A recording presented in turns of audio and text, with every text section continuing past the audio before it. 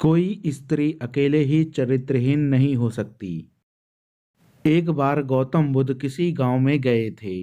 वहां एक स्त्री ने उनसे पूछा कि आप तो किसी राजकुमार की तरह दिखते हैं, आपने युवावस्था में ही गेरुआ वस्त्र क्यों धारण किया हुआ है?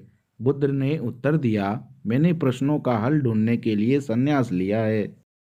बुद्ध ने कहा, हमारा शरीर युवा और आकर्षक है, लेकिन यह वृद्ध होगा, फिर बीमार होगा और अंत में यह मृत्यु को प्राप्त हो जाएगा। मुझे वृद्धावस्था, बीमारी और मृत्यु के कारण का ज्ञान प्राप्त करना है। बुद्ध की यह बातें सुनकर वह स्त्री बहुत प्रभावित हो गई और उसने उन्हें भोजन के लिए आमंत्रित किया।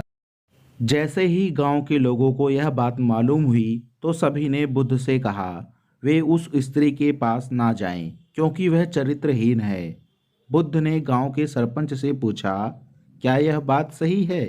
सरपंच ने भी गांव के लोगों की बातों में सहमति जताई।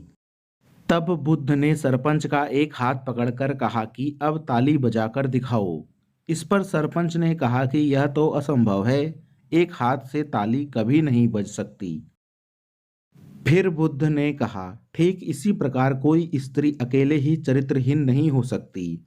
यदि इस गांव के पुरुष चरित्रहीन नहीं होते तो वह स्त्री भी कभी चरित्रहीन नहीं होती। गांव के सभी पुरुष बुद्ध की ये बातें सुनकर शर्मिंदा हो